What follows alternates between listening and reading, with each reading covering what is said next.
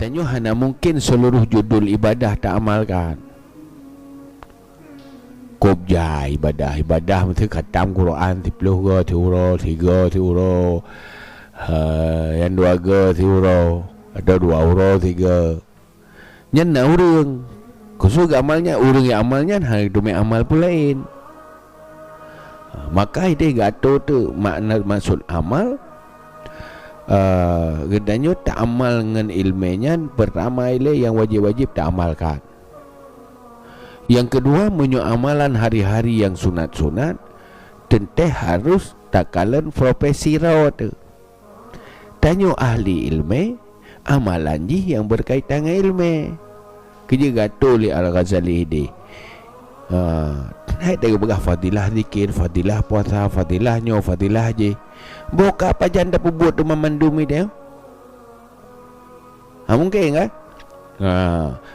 Bagi tu menyo untuk mutajarid nyo wiriji dalam seharian yaumian kan menyo muktasib lagi nyo wiriji cara beragama urang muktasib beramal urang muktasib urang ahli ilmu la illa wirid karena urang ahli ilmu lebih raya fadilah ji gen mesti je baca kitab kitab gelap kitab nyen lebih ke afdal bagi orang yang nyen ibadat yang paling raya karena tak dia ke orang lain. Tapi syarat ikhlas ni tak puno. Baik minta do. Minta do ya. Baik dah pegah orang ahli ilmu sibuk ilmu pandai nama meretip dah. Ikut 10 lebih ke yang seduh dan.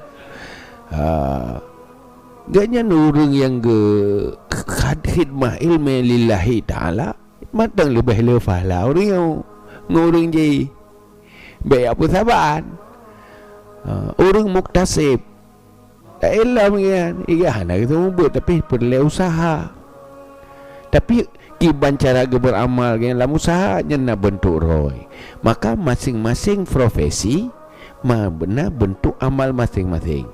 Kullu ya'malu ala syakilatihi. Mandum beramal sesuai dengan bentuknya masing-masing.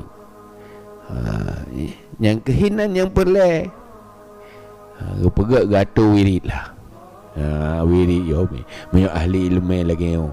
Tu tak ada tak utah yang lebih cocok dengan raw tu.